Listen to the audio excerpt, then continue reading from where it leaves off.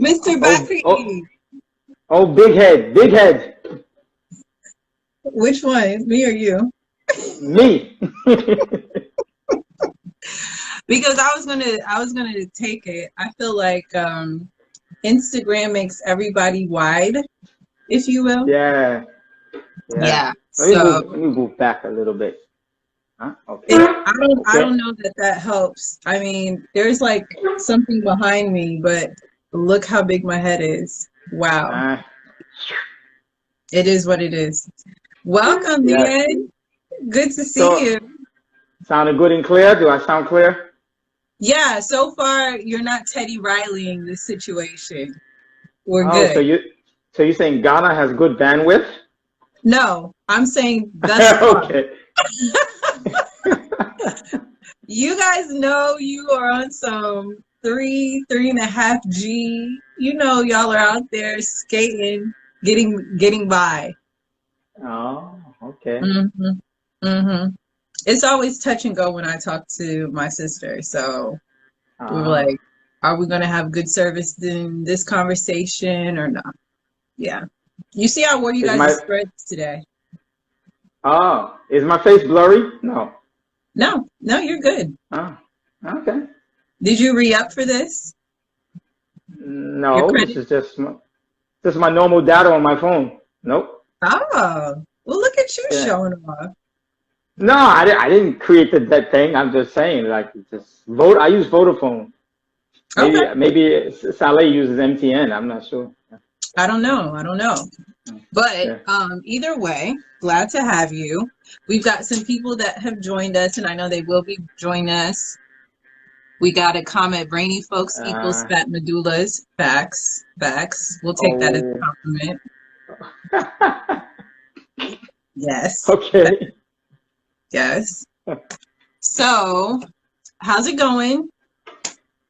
Oh, me, I literally just finished a pot of okra soup with smoked fish and grilled mackerel and smoked turkey wings. I low-key regret asking you that question because I literally just finished it. I can bring the pot in from the kitchen. I mean, I eat late. Yeah. No. It's all right. So I finished eating a little bowl of it also with the eba, which is made from gari. And I'm satisfied now. So next is, to top it off, is a chilled cold. You see the chill on it? Oh, you're showing off today. Okay. Chilled, cold. Chilled. Guinness Smooth. Guinness Smooth. That's not even regular Guinness. That's Guinness Smooth. No, it's different. Yeah, it's nice. You showing off. And it costs about, how much does this thing cost now? About 70 cents US dollars. Yeah. Okay. All right. Well, you know what? Give the people what they need to know. So you could definitely elevate your eateries by simply, I don't know, relocating to Accra. You could do it. Yeah. And you're out here stunting for the gram. That's real stunting. I'm not even gonna lie. Well, I eat late. It's 11 o'clock here. Actually, it's 12 minutes after 11 p.m. Yeah. All right. So how's everything going COVID-19 wise? The money's dried up. But I don't know if that's worldwide. I heard the French and the Germans saying we got to open the economy. So if it's drying up for the Europeans, you can imagine how it is for us Africans. So, yeah. Euro Americans and African Americans and North Americans also. Yeah.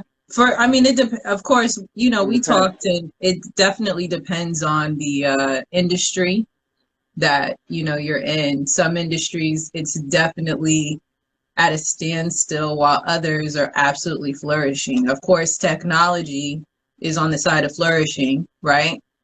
I mean, even right now, look at us, IG, whatever, whoever stocks, whatever, because of course IG is owned by Facebook, but everybody is using Instagram now in a way that they never have. Anything that's technologically connected, you know, because everyone is online, etc., versus restaurant industry, service industries, with the exception of, I would say, like grocery stores. A lot of those are at a standstill.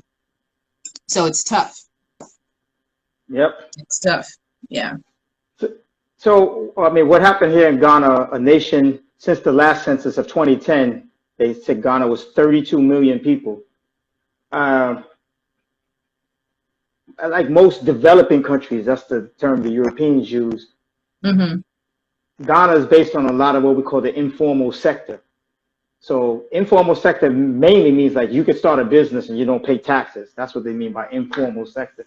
Okay. So if you've been selling fried rice and grilled chicken in front of your house for the past 15 years, your aunt, and she's not paying taxes on that fried rice and chicken, that's what we call informal. Or if you're selling something on the roadside in the street for the past 5 years because you moved from a different city to come to a better city or bigger, more opportunistic city like Accra, that's the informal sector.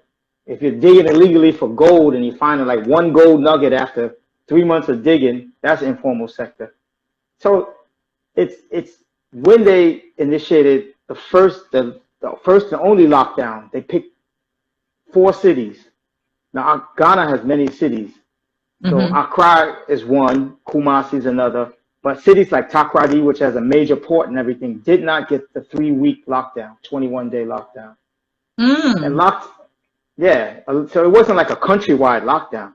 So cities in the northern, like Tamale and everything, they didn't get the lockdown. And that created some confusion because people were moving around and they needed to get to Accra or they needed to get to Kumasi to sell their goods, to make their money, to pick up something or whatever. So before they initiated the city lockdowns per city, they initiated the border closings. Yeah. They initiated the border closings. And the border closings, so Ghana is surrounded by Burkina Faso on the north, in the west, La Côte d'Ivoire, and in the east, Togo. So unless you were moving essential goods, meaning medical supplies or food, so if you had a truckload of onions, then yeah, you can enter Ghana. Or if you had a truckload of PPEs that came from China, because at first China was really making all this personal protective equipment, you can move into Ghana. And then of course, the boats, the ships. So the ships that come from Europe and hit every West African port, Freetown, boom, boom, Conakry, Monrovia, all the way down, all the way into Nigeria and Cameroon, right?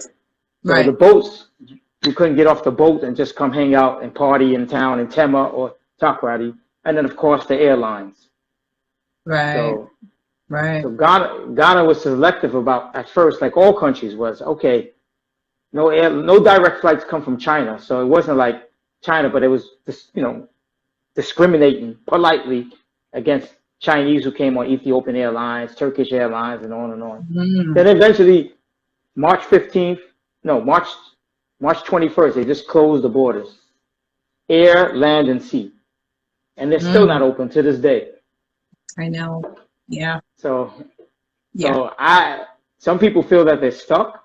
So they raise hell with the embassies, and embassies send emergency flights, like certain South Africans, certain Danish, certain British, certain French, certain German, certain Americans, and they skedaddled out of there to parts unknown to deal with their COVID or SARS-CoV-2 virus invasion in their particular land of passport identity.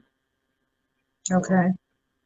So, I mean, of course, when we were there with you, this is several years back, there was absolutely no COVID-19, if you will, no restrictions. And, we landed mid-December. I think it was like December 10th. And, the climate was completely different. I mean, I think you literally took us straight from the airport to the club. and that was the beginning of at least 10, maybe 12 days full of just partying back to back to back to back, sightseeing nonstop. It seemed like you and Kuku Gonza was here for longer than that, but you're saying 10 to 12 days? Yeah. I mean, we would have stayed longer, but we had to get to Sierra Leone because I had to see my family in time for Christmas. Right? You had a serious itinerary, yeah.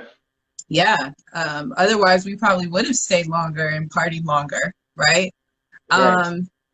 But y'all did it crazy.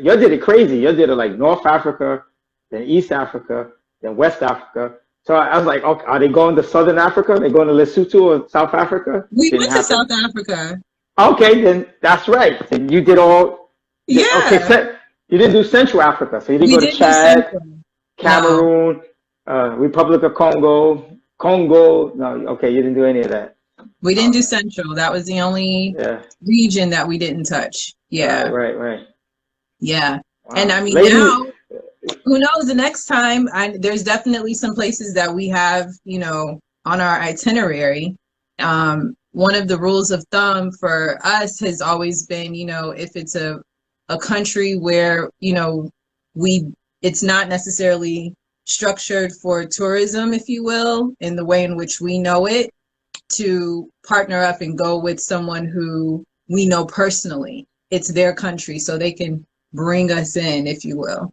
So, and we always, recommend that. But, who knows? We've got the beautiful Rafia joining. She's Congolese. Maybe she'll take us when we go back to Congo. That would be great, right?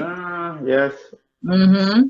So, but, how do you believe, because, I mean, you typically come and go, and this time, previously, you got to Ghana, what was it, October or November? Late October, and I haven't been back to the United States since. But Yeah, I've been to other African countries. Remember, there's 54 African countries, but of course. So, tell us first, how has it been for you? Because a lot of people are, especially this past Christmas season, if you will, there was a huge number of people who were successfully marketed to about Year of the Return. It was officially, I guess, 400 years since the first slave ship hit the shores of the United States, like North America, if you will. And there was the huge notion to return to the motherland. And Ghana was, over the course of many years, politically set up to be that country on the west coast of Africa to receive people who were coming to connect for the first time to the continent, not just Ghana, but to Africa in general, fresh eyes, so on and so forth. So you being a diasporan who is of Ghanaian background, and you've been going back and forth, what was it like to witness all of these diasporans? Well, okay, you and Coco came before the Year of Return. Oh yeah, we're pioneers. We're pioneers. The pioneers don't get, any credit. You know what I'm saying? We didn't have a sponsor, no Essence.com or anything, but on our own, it was on our hearts. It was something that was really on our hearts to do. It was something spiritual for both of us. And, we're blessed to have been able to do it when we did. But yeah, you're right. It was before the 2019 Year of the Return. But if you think about it, it was people like you and Coco, and later your sister Saleh, that through your, I don't want to say, social gatherings and connections, kind of put the word out about Ghana. Yeah. For better or worse. So imagine, multiply that about 1,000 other people who did the same thing in 2017, 2016, 2017, 2018, to come up to the point of December 2019 and January 2020, because it did bleed into this year, early part of this year before the virus invasion. Right. In Africa and of course North America and Europe, because in January we're still bubbling in Asia. Right. You ladies did the groundwork to prepare people who were sitting on the fence at the time. Think about it. Like, you wrote some beautiful things, like immediately when you returned back to North America and stuff. And Yeah. and 999 other people did the same exact thing. So Yeah. when the year return came, the only thing I didn't like about it is that it was co-opted by American citizens. Explain. What do you mean? We here in Ghana knew that the year return was meant for 5 different groups of people. So the person of African descent in the United States, when I mean African descent, I mean African descent by all slave around. ship. No, not all around. By slave ship crossing the Atlantic Ocean. Okay. Okay, so most Ghanaians, even in the newspapers and the blogs, on the TV shows, they said there are 5 type of returnees to Ghana in the late 2019, early 2020. Number 1, those separated by years of being in another continent, might as well say through slavery. Okay. So that means Honduras, that means Jamaica, that means Cuba, that means Dominican Republic, that means Puerto Rico, that means St. Lucia, Trinidad, Tobago, all these people. But I'm saying the United States Americans co-opted that. It's where the Caribbean and the Central American and the South American, Brazil, Colombia, Ecuador, Peru, Venezuela, Guyana, all Suriname, they all got pushed to the side because it became an American year of return. When I mean American, I mean the United States of America. I see what you mean. Okay. So in Ghana, the second type of returnee was a Ghanaian who's Ghanaian because both their parents are Ghanaian. But because of political situations, economic situations in the 60s, the 70s, and 80s, the 90s, they left Ghana and had children in a land outside of Ghana. So I know people who was born in South Africa who both parents are Ghanaian. They held the flag of the year return also. Gotcha. I know Ghanaians born in the Bronx, New York City, or Maryland, or Virginia, and Washington, the DMV area. Both parents are Ghanaian, and they held the flag up because they were born in the United States. They were born in Berlin, Germany. They were born in Johannesburg, South Africa. And they said, I'm coming back home also. Gotcha. Okay. And then the third the third returnee is the Ghanaian who left Ghana and met a European or North American and had a child, and that person knows more of the European or the European or North American heritage more than a Ghanaian. So when they became of age, 18 and 19, they hit a point where I'm not European because the white Europeans telling me I'm not European, and the black African telling me I'm not black African, and I know this Europe, so I need to go back to Ghana to find my roots. So you have that one, right? Okay. The fourth one is the students who at 17, 18, 19 left Ghana and didn't return back to Ghana until they was like 38 years old or something like that. So they come back with Western ways or wherever they went. Maybe they went to Australia, maybe they went to Japan and haven't been back to Ghana in 20, 25 years. They are returnees also. That's 4. Right. And the fifth one is escaping me for a minute. It'll come to me in. But I mean, it's interesting. Yeah. That's how Ghanaians see it. Like we all returnees. It's not an American thing. Because you started off the thing, 400 years since 1619, the first Spanish, Portuguese ship came to Virginia area. And Ghanaians never saw it like that. Because they say, we're all returnees. Yeah. Wow. So what do you think that mindset, which I mean, it's amazing to hear it because I think this is the first time, that I'm hearing it is like fully articulated. as such, right? Yeah. I do recall having some conversations with some other Ghanaians in Ghana, just like you, who felt some sort of way about the way that the year of the return was being marketed. Yeah. The biggest concern that was articulated to me was, you know, you've got these entities coming in from the United States, these media platforms with huge social media following, so on and so forth, and they're creating these packages where people are spending an immense amount of money for a trip and a timeline that in real, true reality, they're overpaying for what they're going to receive. Yeah.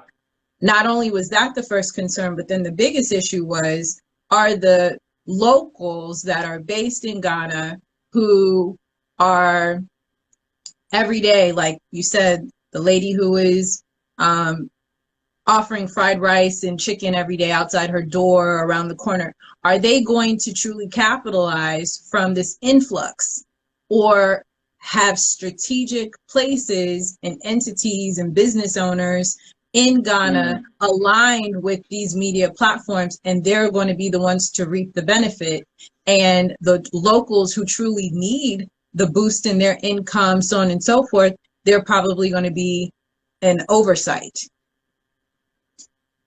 What do you think about that notion? Did you see that happen? Yes, I did, because I've traveled a lot in my life. It's hard to get an idea of a country of many different ethnic groups, many different type of topologies and climates, because Ghana is not one way. It's not like you go to a Caribbean island, it's just tropical from one side of the island to the other. There's many different climates and many different ethnic groups, many different languages, many different cultures, many different histories and stuff, all bundled because the Europeans said the borders should go like this. Pretty much, right. That's the truth, yeah. A lot of them came and got their 10-day orgasm. That's the right way. Ooh, so, have you ever? But like, have you ever? That's a like very accurate way to state that.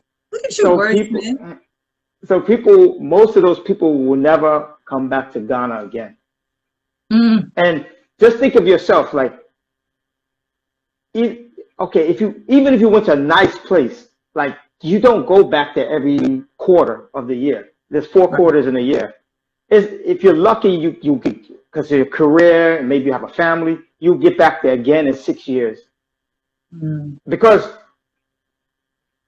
if you've been going someplace more often, that means you got family ties or business going on in that place. Sure. Other than that, you're not going to go back there. I know people who's going to Trinidad and Tobago. Oh, it's fine, but I ain't been down there in 8 years. You know, Salvador, Brazil. Oh, it's live, but I haven't been down there in 7 years. You know, so most of those people, they won't come back, and they got what they can out of it. You know, so I don't expect. That's really insightful. That's really insightful.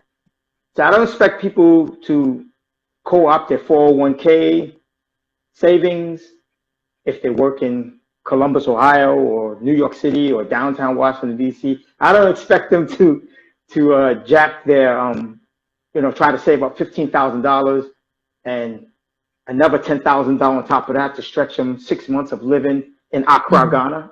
It's just not going to happen. I don't expect them to convince their loving mother to pack their bags and come move to a neighborhood called East Legon in Accra and say, Mom, I want to be closer to you, so you got to go where I'm going. It's not going to happen.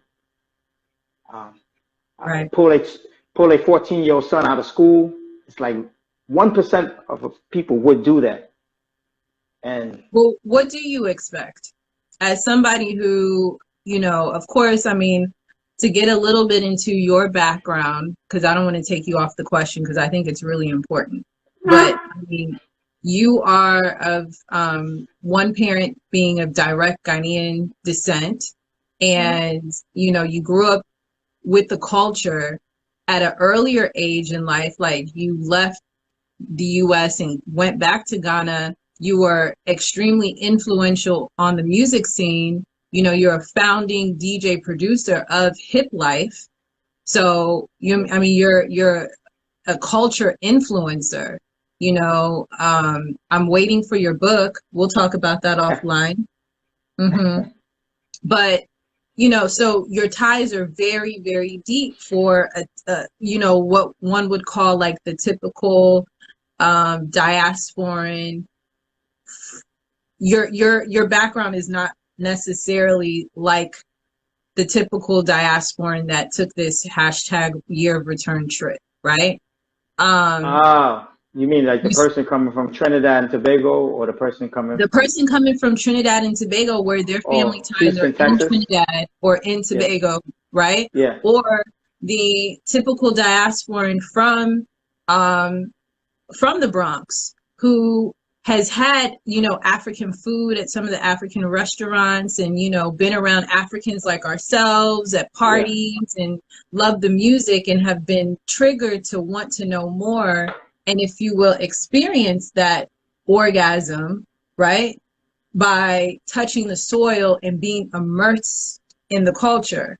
But their ties aren't necessarily there. What do you expect of the African diasporan that falls into that shoe after they come and they experience Ghana, Accra specifically, once, and they've got 10 days completely filled up with the culture and the joy and the excitement? Because also Accra December isn't Accra in April, right? Right. So what is your expectation? Okay, I just remember the 5th year returnee, the returnee. And the 5th returnee was other Africans that was born on the African continent, but they felt they had to come to Ghana. I'm talking about Kenyans whose grandmother's Kenyan. They was born in Kenya. Their whole life has been in Kenya, but they had to get to Accra, Ghana. South Africans, Malians, Senegalese, Cameroonians, just go down the list. Other Africans, they said Ghana is the black flag, is the first black star on the flag, the red, black, and green, red, black, gold, and green, and they represent us, and they always welcome us. Kwame Nkrumah, Pan-Africanism is the birthplace of Pan-Africanism for honor as a sovereign nation on the African continent. We got to go there because Ghana got it going on. And those of us behind the scenes, like, Ghana got it going on. Well, if you only knew about the nonsense politics and the bad infrastructure and everything, Ghana got it going on, huh? But really? From an outsider looking in, absolutely, it's glamorous. So I met for a quick time, of course. I met so they were here 7 to 10 days, some were here for 5 days, and I met a lot of those people. And all the conversations at the drinking bars, chewing on your kebab stick, or while you dance, it was just comparing their country, their African country, to Ghana. That's the whole conversation. Oh, you guys, wow, your club's end at 6 o'clock in the morning. Oh, wow. Oh, your police don't beat on people. Oh, your police don't stop roadblocks and take money from us. Oh, just all kind of comparing. Oh, your music is different. Oh, wow. Oh, this is how you prepare okra. Well, we do okra like this, yeah, so that's the 5th returnee. They felt they needed to return to Ghana.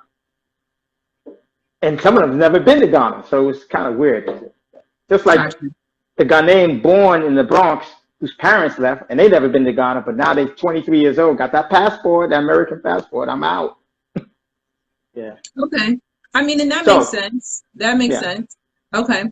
So what do you feel their responsibility is as a diasporan? Because to your point, you know, for most people, it's expensive. It's not affordable, if you will, to be going on a regular basis. You know, we're always talking about, Koku and I, we're always talking about how we wish people would just take one of those Miami trips and reallocate your funds, maybe pour a little bit more than what you originally anticipated, but not that much more, and you could be on the continent.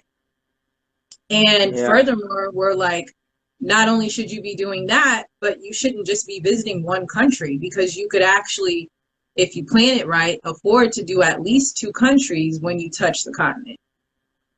Yeah, I always find that bizarre about people coming from Europe and North America, and South America is guilty for this also.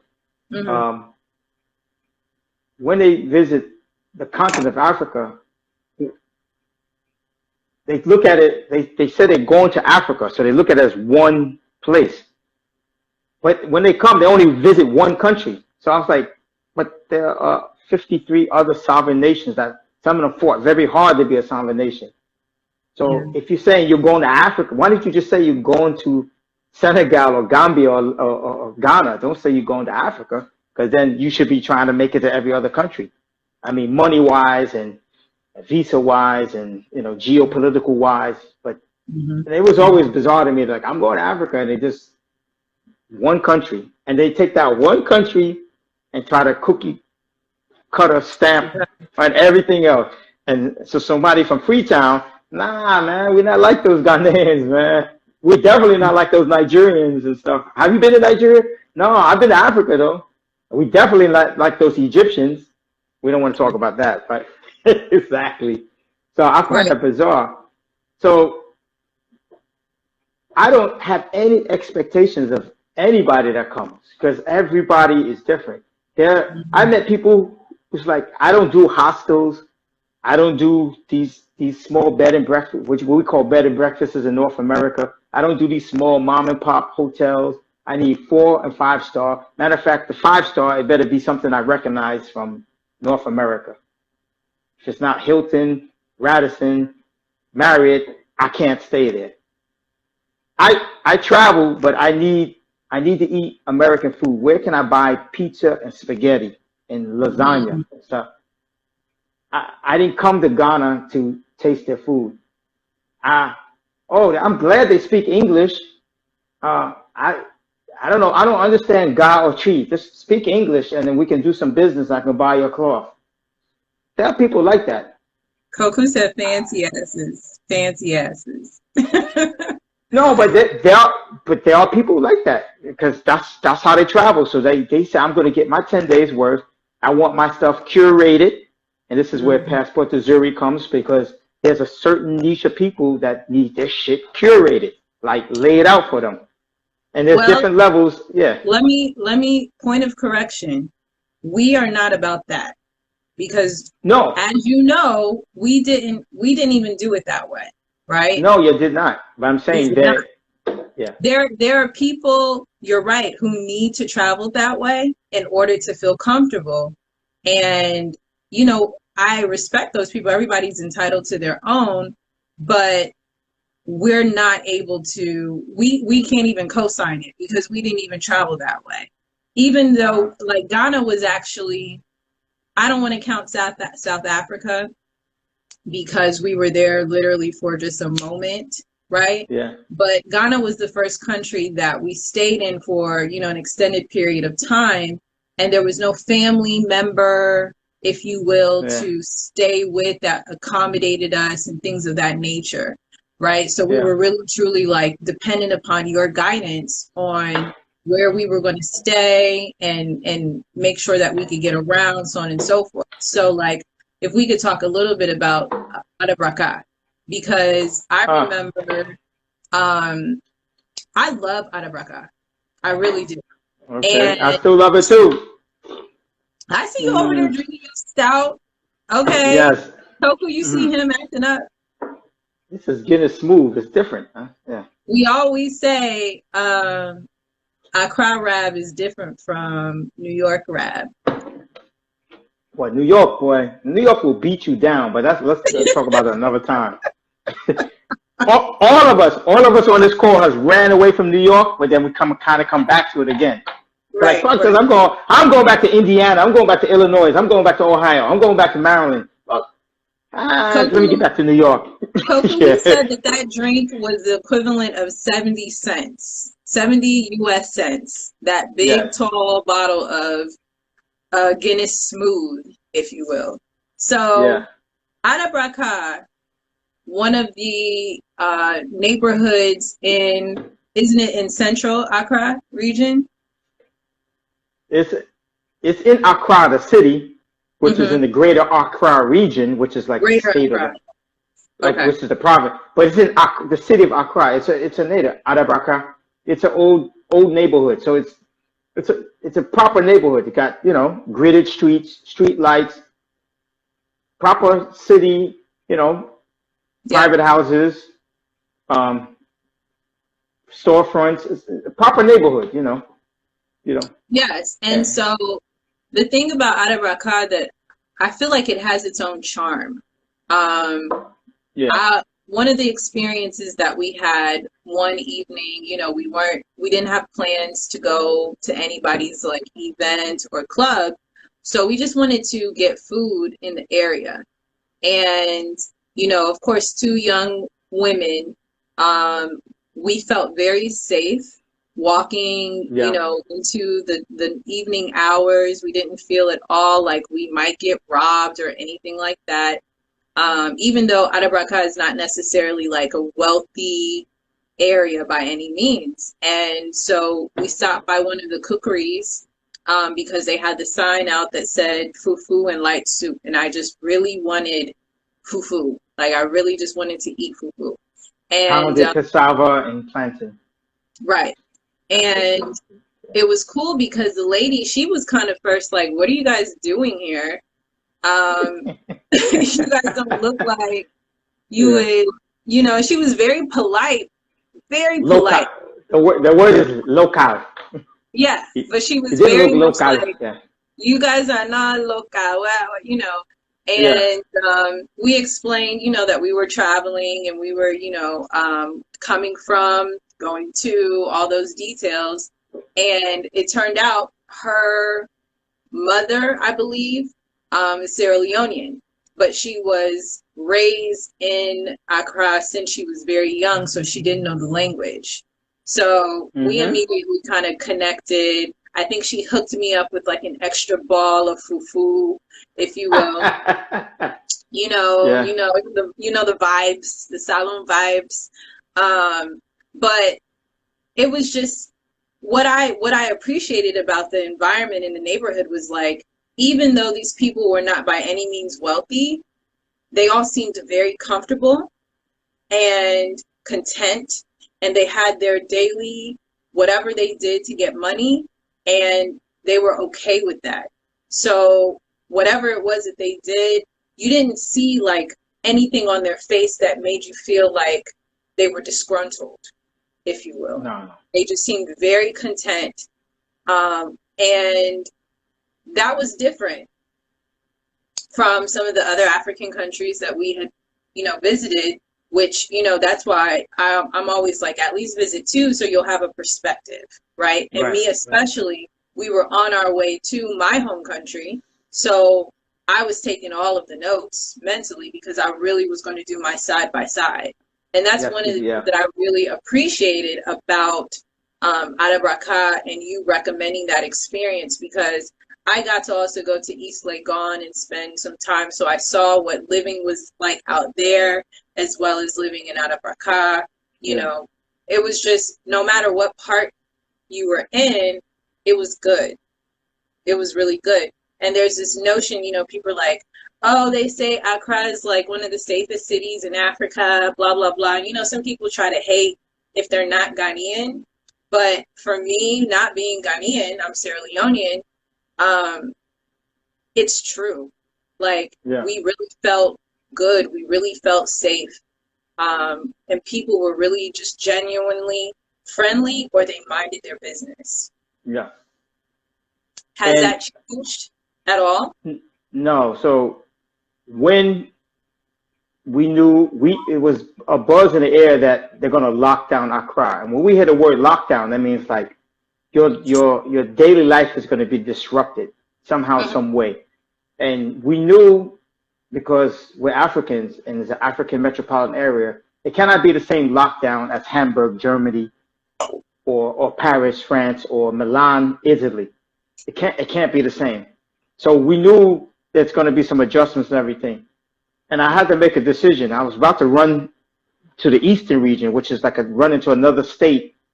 And I was about to run to a rural area and say, I'm going to just sit out in the rural area. And I was trying to weigh, like I said, I know I got food because stuff grows everywhere and people are very communal. But I made the decision to stay in Bakari for 3 weeks and pretty much self-isolate. So only time I ever went out was to get food. But the thing about Bakari was there was food everywhere.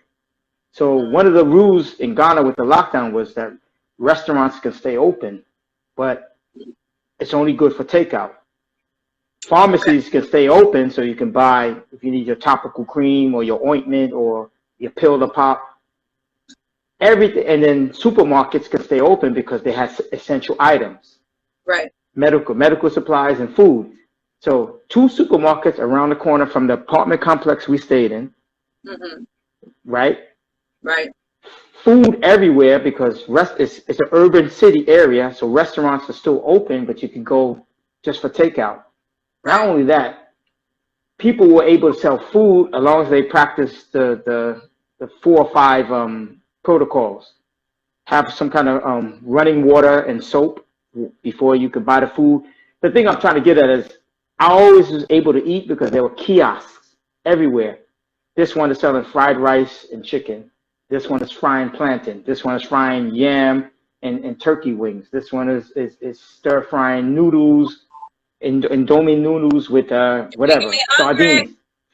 This one is making bread and egg. This is always food to eat. So I made the wise decision to stay for those 3 weeks, those 21 days in the apartment complex that you're familiar with in Bakari. And it was very easy. People that lived in East Legon in those upper class areas, they were stocking up on food. I didn't have to do that because I know I could just walk around the corner. And when I walked in, the shelves were full. Yes, commerce stopped because that means like people selling other things like plastic bowls and everything, commerce stopped. But food was still coming in Accra from other parts. They were allowed to come in. And, they would check them, test them, and see if they were have virus symptoms. Like, do they have a fever with the thermometer? And then they're allowed to bring their truck in with the food. So we never had that problem, like no food shortage. But the people who have food shortages are what we call the poverty-stricken people. So if you're hustling to sell washcloths, something like this, in the street, and how many washcloths can you sell in the traffic? Now they're telling you that you can't go into traffic and sell washcloth because it's not an essential item. You just lost your way to make the currency to buy food because you live in hand to mouth. So you get some money in your hand and then you put some food in your mouth. The next day, wake up and start it all over. This is like throughout the developing world. I don't care if you're in Ecuador. I don't care if you're in Sierra Leone. This is how it works. So I may have had food because I had Ghanaian CDs to go buy food. So I give them my currency to give me something I want. Now this guy wants to eat, but he ain't got nothing to give them. And the barter system is dead because nobody needs a plastic bowl. They rather take the currency. So those people started protesting. Like, this lockdown is killing us. This lockdown is killing us. And if you turn on the news today, any of the foreign news, you see this going on in Argentina, throughout South America right now. Like, South America. Sierra Leone. Absolutely. Yeah. So did that, has the Ghanaian government done anything to accommodate? Yes. So a lot of those people lived in Bakari. After they sell their wares, they come back home to go to sleep.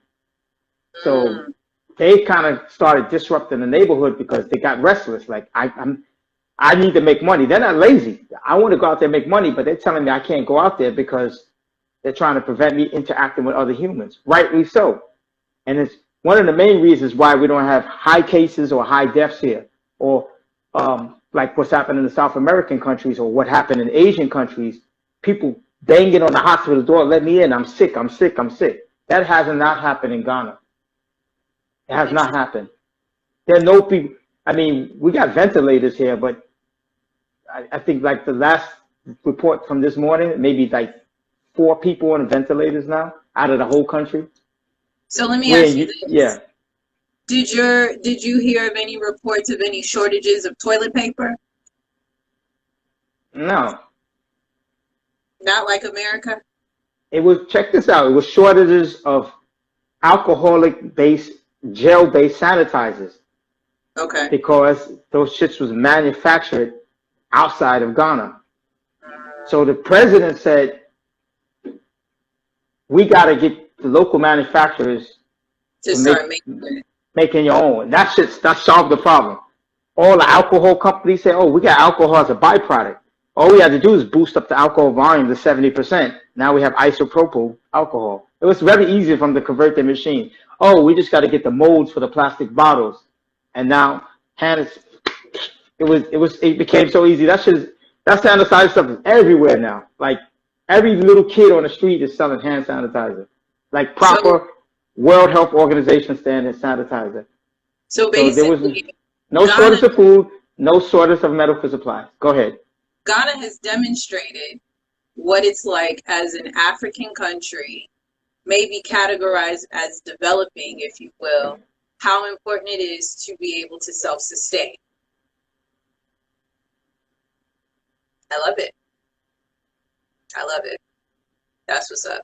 Now, I will tell you, for those that are joining, thank you so much for those that have recently joined, those that will see this afterwards.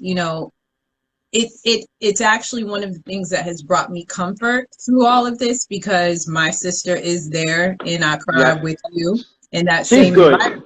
And I knew she would be better off staying there than even trying to travel on one of those expensive repatriation flights that were astronomically in price to come and risk going through JFK or wherever they said that they were going to drop her off at. I knew it made more sense for her to stay in Accra until the country borders are lifted. Because to your point, she's like, yeah, we're good. Everything's good. Yeah, so it's a real blessing. That's one of the reasons why and I'm sure Koku, we've been asked on other, interviews and whatnot. That's why we really adore Ghana, because at the end of the day, it is a country that is not only welcoming, but the governance takes pride in taking care of their people. It's a priority. Yeah. I won't say it's not a mystery. Yeah, it's not a perfect country. Every country has its political woes, history, so on and so forth. But when you really look at the grand scheme of things, Ghana has done an amazing job over the past 20, 25 years to build up their infrastructure and take care of their people. There is a time historically where that wasn't the case. And many... that's why my parents left there, and we all got stories why our parents left, because it wasn't the case back then. Koku also adds the men in Ghana are also extremely gorgeous, and that also helps us sway towards the Ghana way. Okay. That's what Koku's saying. I will plead the fifth. Yeah. Okay. I will plead the fifth, but no, she knows she like those Arusha guys. What's she talking about now? Oh, those Arusha people. Dodoma. Koku, you want to comment? Koku, you got anything to say about them Arusha men? Oh my God. Oh man. You want to talk about one of the things that we used to tease you about. You felt that you had to tell us every single day about Hamatan season. You know that, right? No, I don't remember telling you about that. It was particularly bad this year. Return time was bad this time. Yeah, but that's another story. Yeah. Why was it bad versus the other times? Any particular reason? The dust, because Hamatan in most West African countries is the Sahara Desert. The wind's blowing Sahara, so it kicks up this dust high into the sky, and then it pushes it south. So it pushes this places like Sierra Leone and Ghana, and the dust was just hanging in the air. I would come in my room and just wipe my desk, just chalky white dust every day, wiping chalky dust. So imagine that was going into your system. So, yeah. And then, guys, imagine every day you're told about Hamatan. and the dust every day. If Okay. you're one of Rab's guests, you will hear that story every day. But it's all good. Wow. It never gets old. We'll never forget what Hamilton season is because of you. Oh, okay. Because those year return people kept me asking me what the hell is going on with the weather. Okay. I told this Kenyan woman, I said, okay, let's go outside. It's 1 o'clock in the afternoon. Look directly at the sun. And she's like, oh, what's that disc in the sky? I said, that's the sun. But it's obscured by the fine dust particles. She's Couldn't like, see it. oh, that's not dust. That's fog. I said, no, that's not moisture, baby doll. No. Dust. Anyway. So, We all learned from Rab. So oh. I know we're getting close to IG kicking us off. It's about close to an hour. What would you like to impart on the listeners about what is happening in Ghana? What would you like to impart as far as your thoughts of leaving them? My mom is ridiculous. I just want you guys to know. She did that on purpose. She's very petty. She's very petty. What would you like to impose on those who, impart, if you will, and leave with those who have an interest in visiting the continent, you know, based off of what you've seen, based off of some things that you're not really particularly fond of with African diasporans that fit into those 5 categories? What would you like to see? I like to see from the diasporans or Yes. from Ghanaians themselves? No, the diasporans. Oh, the diaspora. I would like to see that 1% uphold their commitment to actually begin their business here in Ghana. Because the truth is, a lot of Asians and a lot of Europeans get businesses popping like it's nothing. I don't care if you're Asian from the Arab descent, or Asian from the Indian descent, or Asian from the Chinese descent. They don't seem to have a problem with like living and working and bringing family members over and bringing people and getting business popping. Mind you, now that China gets state-sponsored, government-sponsored things, and other people have large connections to wealth. So a lot of these diasporans only have enough money, barely have enough money for vacation to do packages. So I don't really expect them to come start businesses. But I always say, like, do not flood my Facebook timeline, my Twitter timeline, my Instagram timeline with your posts about racism in North America. Escape that shit, because people left their other countries to come to America to escape political nonsense, economic nonsense, cultural nonsense, and start new lives. So you Black Americans, you Jamaicans talk about too much violence in Jamaica. Escape it and come do your thing. That's what I impart onto them. Stop talking. Just get up. Don't tell me, oh, I want to go, but I can't leave. Really? But yeah, you keep talking about racism, Trump, racism, Trump.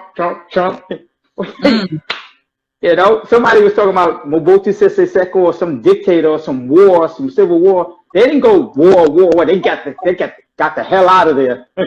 Straight up. Enough talk. It's so interesting because you yeah. say that. Yeah. You say that. I've never even thought about that, but that's literally why my parents came. That's literally why. Everybody can go on and on and on. Like, you have options. And now if you think Ghana is all that, Ghana's not perfect. But damn. Some Asians and some Europeans, they don't have a problem coming here. So what's up with you with your African DNA endowed self? What's the problem? Don't tell me it's a language, because both colonized by it. Yeah. So, that's a word, Rab. That's a word. Coco says, get your Marcus Garvey life together. So for the diasporans, like who has first generations, like direct African parents and all that stuff. Yeah, you know, what you gonna do with that education you got in England or Canada or the United States? What's up? What are you gonna do with that? So I will say, and I will say with one of the comments, Rab, it's not that easy, which I do agree with. And so I will ask you to impart some knowledge on the Ghanaians or even the other Africans that are on the continent. What is the other side to that? Because it's not that easy. And it definitely starts with Africans on the continent being open to African diasporans who have an interest in coming. Well, money talks, and you can get any African behind you when you're saying, you're showing them how to make money and how they can get part of your hard-earned money. All the other that talk of stop stuff. So That's also that's real. Like, that's it. Yeah. And that's really how the Europeans, the Chinese, so on and so forth, have been able to excel. Yeah. It's because of the money that they have. So it's easier said than done. We may have to have you visit us on another discussion to dig deep into that, because there's so much to unpack. But our whole goal with, these conversations is to reiterate the fact that it starts with travel. And granted, of course, right now we're in a season called COVID-19, and travel is, pretty much at a halt. But God willing, once that gets back in play and people are able to start planning and booking trips and travel, what do you say to somebody who's used to booking a trip in the Bahamas that's an African diasporan? Well, the virus and raging has changed everything. If you don't mind, if I can mention dates, I can give you a better perspective. As long as IG doesn't kick you off, man, do your thing. So 31st May, 31st May, Ghana is going to announce their considerations of opening international borders, land, sea, and air. Yo, man. We were just wrapping it up, and Rab was about to drop some jewels, and then IG was like, ksh. Let's get Rab back on here so he can finish his thought. There we go.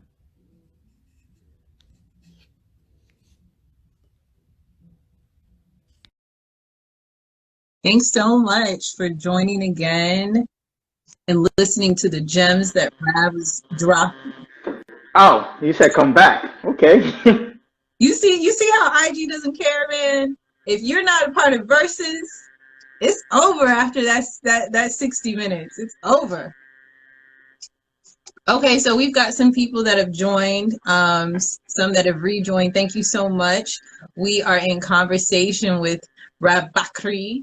And in our last hour, he was really just wrapping up and sharing with us his thoughts on, first we talked about what's his message to African diasporans that are interested, have an interest, but are not quite convinced to shift from traveling to like the Bahamas or European trip, something that they're used to and that's can be easily curated through a click here and a click there or whatever. How do they shift their mindset to decide to visit the continent for the first time, particularly a very welcoming touristy country such as Ghana, city Accra to be specific? So Rab, you shared your thoughts on how they should consider, quitting the whole, if you're so into the politics and all of the mayhem, if you will, that is experienced here in the United States or some of the other respective countries, why don't you just bust a move and upheave and leave, like how our parents did to come to this country? But my response to that is, and that of some of our guests agree, that's not easy. It's not that easy. Said and done. So what do you have to impart to the African that is based in Africa on the continent that would be in a position to receive such diasporans, either as a traveler or somebody who is really truly interested in doing business? Well, receive is that's a funny term, because are you saying that someone should come from another country, land in the country, and then they should be received by people? Like a lot of people who live in North America and Europe and these places, South America, they think the government it's supposed to do things for them because they're so detached. So, and they rely on government. Government's not supposed to do that. So now you go back to the people. Now, what are the people supposed to do? So the people have to create opportunities for people to come in and do their business. So they So you're saying that Africans on the continent need to take some ownership in the process of creating opportunities for diaspora, not the government, and not wait on the government to do that. No, not the government. The government is supposed to. Well, how do they do it? They have to make it attractive without no corny business. They have to make it attractive that, oh, so you want to grow rice? Well, this particular area in this region is suitable for rice, and let me help you make the connections to secure the land, and you help us make the connections to secure the machinery to process the agriculture. It's got to be something like that, because what's happening is a lot of diasporans come and they don't have any networks, any Somebody needs to set up, somebody needs to curate things for them. Somebody needs to have like a prep system ready, so when they come, they can say, oh, this has been tried and tested, this failed, this worked, this, that. They need research. Like, it's hard, because when you start looking for like business opportunities in the Republic of Ghana, it's all over the internet. There's no one concise place where you can just pull information. Oh, this is where I need to go to register this. Or this is what I need to go to get this. Or these are the banks I need to put my money in to convert into Ghanaian money to do my business. You know what? And I literally was just discussing that with one of my cousins less than an hour ago. Shout out to that's not government that's supposed to do that. You know, we talked about that extensively, Aretha and myself, when I was in Sierra Leone. You know, her being in Accra, she was definitely like, she really helped me to kind of take in what I was. Okay, we'll do cheers. We'll do cheers.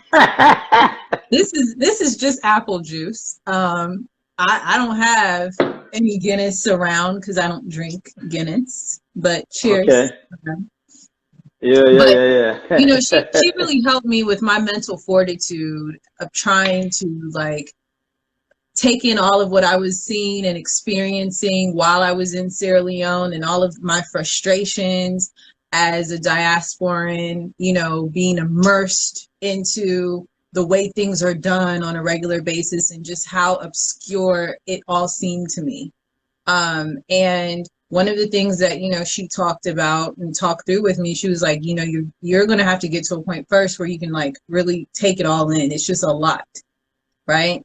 But also there has to be a notion where people feel like they can really connect. They can really say, okay, I could offer a co-op where I own all this land, and these people, these foreigners, if you will, have some sort of resource where they could come and farm, and together we can get this money. We're seeing it happen with Chinese. But it's not even land. It's not even land, though. It's like, for example, other resources. Yeah. Well, like, I mean, what are you going to do to help facilitate this, Rab? No, what I'm saying, a lot of people I'm talking to, they're still thinking tourism. They're coming as tourists. So I facilitate them as tourists. It's like that 1% that's like, oh, I want to start a human resources consulting company in Ghana because I want to start an IT service and field service company. So who installs Wi-Fi systems inside the office building? I want to start a company that services all these offices buildings that's coming up. It's always like 1% that do that, but everybody else is like, yo, can you suggest a beach resort for me? in the Western region, which is like another state in Ghana. Mm-hmm. I was like, okay, oh, why? That's too much. And now you want to contract me to figure out which one fits your price range? Nah, I'm just going to do that. I'm just going to look on the internet. You can do that yourself. So when you challenge me to like, what am I doing to do that? I say most people think it's tourism, and I'm not into curating tourism like Passport to Zurich and stuff like that. Quit shading us. No, it's not shade. It's low-key shade. It really is. Like Passport to Zurich. Like, no, what we're facilitating, let me be very clear for those of you who are new to us and are taking in this shade that Rab is giving. Let me be very clear. We are not facilitators of tourism as far as like accommodating, setting you up, so on and so forth. Absolutely not. We're not that. We're not interested in doing that. It's not what Koku nor I really truly have on our hearts to do. What we're facilitating is a mindset shift. We want to facilitate changing your mind, changing your perspective about traveling and reconnecting, truly building a connection to a space and place on the continent. We're not interested in you coming for quick hits.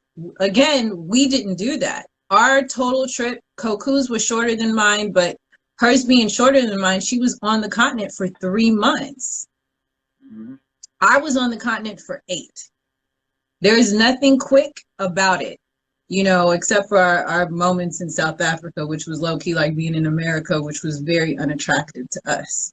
So our goal is to inform people and facilitate dialogue and help to get questions answered and ensure that you're left with thoughts that provoke you to dig deeper and reconsider facilitating vacations where your monies are going into places and spaces in the world that they're kind of expired. We've been there, we've done that. How many more times are you going to go to Miami? How many more times are you going to go to the Bahamas? How many more times? When you I've never been to the Bahamas. Generally speaking, I mean, I haven't either, right? But for me, I've never really, I'm not against it. Like if anybody's down to buy my ticket to the Bahamas as soon as outdoor opens, I'm down, right? But like in my heart of hearts, I've never really wanted to go to the Bahamas in that way that I wanted to go to the places that I've been able to visit. Right. So we're running into people prior, especially to our trip, when we talked about the idea of going to Africa. It was like there was like a scorpion on our head. Oh my God, why would you do that? It was as if we said the unthinkable. And you're right, once we traveled and started sharing through social media posts what we were seeing, what we were experiencing, people were shocked. Yeah. People who we've known for years, personally, friends, people we went to college with, you know, people who maybe we worked alongside with, different connections. They were shocked because the images and the footage that we were posting was so attractive, and they could not fathom, because of preconditioning, that Africa, parts of Africa could even look like that. So our goal continues to be to present content, whether it's through photos, videos, conversation, that shifts your thought process from what is Africa to, oh, I'm familiar with this because I know some people, or I know a network of people affiliated with Passport to Zurich who are constantly redefining through our narratives what Africa is actually like, not what the media taught us 15, 20, 30 years ago. I see. Oh, the mind's okay. The I stand corrected. Yeah. You said corrected, and it's okay. We forgive you and your Hamilton talk. Yes.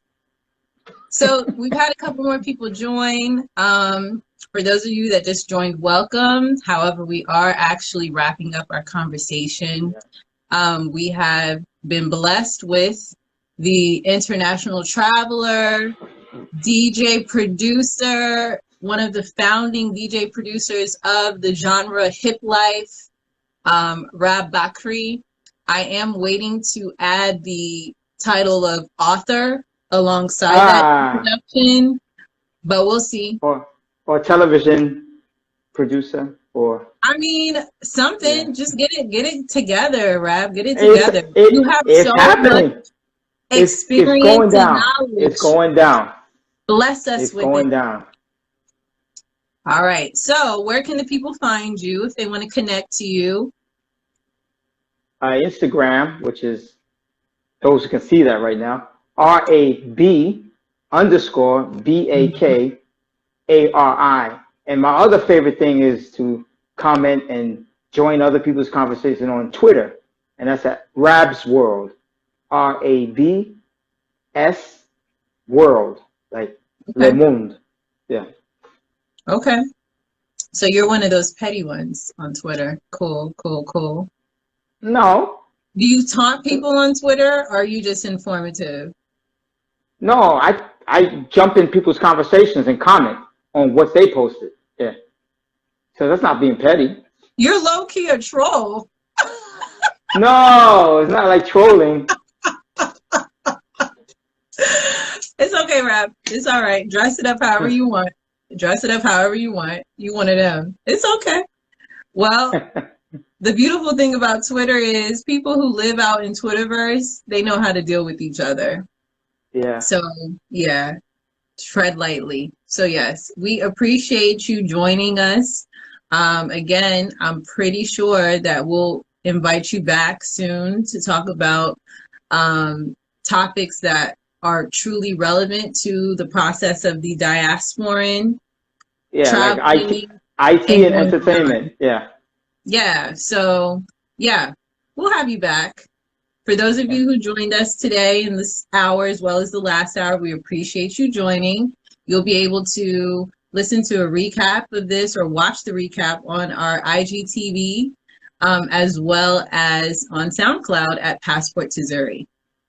Cool. So, Rab, be safe, be well. Well, that's what before you go, I just wanted to show you that it really is safe here in Ghana. Ghana has over 6,000 confirmed cases. So it's not really COVID-19. It's just like that identify the virus in over 6,000 people. Okay. Unfortunately, the Republic of Ghana has lost 31 people to COVID-19 disease. I didn't say 3,100. I didn't say 31,000 like these European and North American numbers.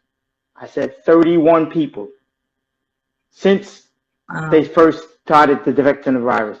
But the recovery cases is about to go up. So out of those 6,000 people, by tomorrow, about a third of them would have recovered from the virus. That means they had it and they recovered.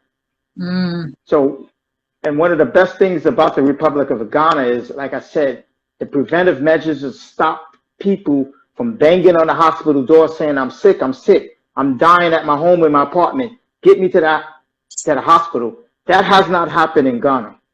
It could happen, but because of the government response and the people themselves here in Ghana saying that we don't want to get to that level where we overwhelm our hospital system, because we really don't have a hospital system here to handle that mess. Because if it's knocking out so-called developed and first world superpower countries, imagine what it would do to the Republic of Ghana if the hospitals got overwhelmed. So on that point is, we'll see this through. There'll be some losses, there'll be some disruptions to life. And now Ghana, right in January, they had this thing called Beyond the Year Return. So they're trying to tweak that narration now, Beyond the Year Return in a COVID-19 environment. And then you'll understand what's going to happen in the next 6 months. So 6 months from now will be like the middle of November.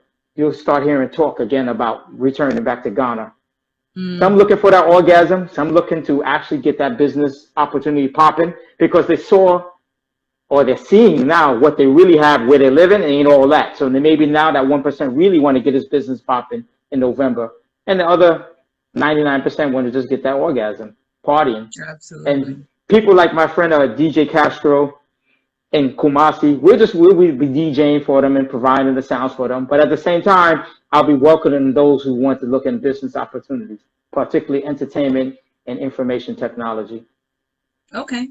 All right. And then, yep. We'll make sure that we add, I love the term. I think you should actually go ahead and coin that. Cultural orgasm? Cultural orgasm. Oh man, they were wearing the kente cloths there. I'm royalty. You saw the images? It was crazy. I was like, okay, really? Okay. You know, I feel the vibes, but this is from my own clothing line, right? So it's like we always was on this, right? Right. But yeah, we saw some of the fashion recklessness out there, but you know what? They were connecting, and overall, it was just beautiful to see. So either way, but yeah, we're going to make sure that we share your information in the repost of this, because I think it is important that people that are interested but they're not connected, they connect to a reliable resource, and we definitely stamp you as a reliable resource to you truly connect in Ghana. We didn't even talk about like those 10 to 12 days you and Coco were here, like the whole cultural experience. You talked a little bit about eating food, but you visited like a 400-something-year-old European construction, what they call a castle and stuff. I actually visited 2 castles. So we didn't even talk about the culture and stuff. Like everybody's going to come to Ghana for a different reason, and let them come. They should come. That's the whole thing. There's so much. There's so much that's offered, right? Keep an open mind. Allow yourself to be moved by what you experience. That structured type of traveler that you mentioned earlier in our conversation that wants to do 5-star things and Western world things, but just be in a different country doing it. We may not be for you. We may not be offering you the type of narrative that you can really understand or gravitate towards. That's fine. We're not for everybody. But for those who are really open and want to know about the whole picture and try and absorb the wholeness of an experience outside of, wherever your diasporic place of residence is.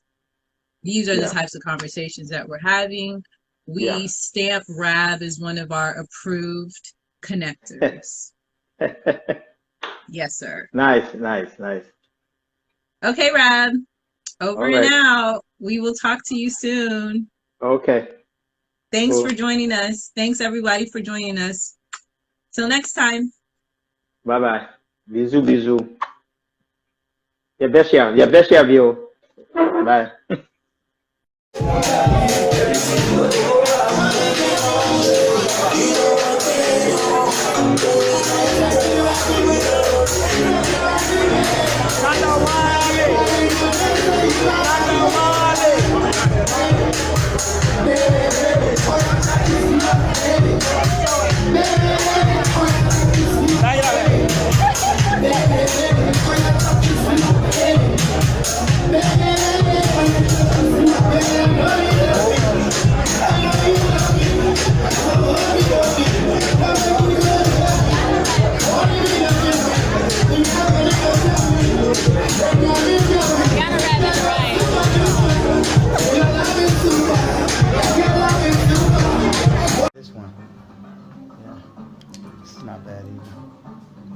Dinka symbols. That's Akan.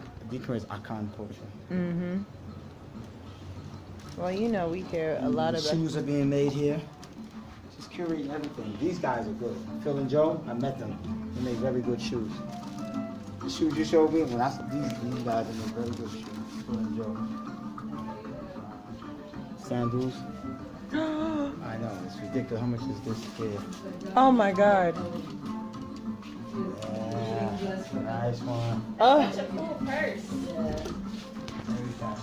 Oh my God, it reminds me of mine. My clothes. I was trying to get over here to get a bow tie to go to the event the other night. I ended up buying it from Goco 8. One bow tie. I wanted to get this one here, but I was wearing that night. Yeah, I ended up buying a different one. I'm gonna come get this one. I have her bow tie too. She has I'm young fashion. Okay, Rab, let me pay this girl, please. Oh. This is rude. All of it. No, honestly. This is actually it's just rude. This bag, yo. This bag is ill. Yeah. And that's a proper good leather. Yeah. Exactly. You know it's no vinyl nonsense.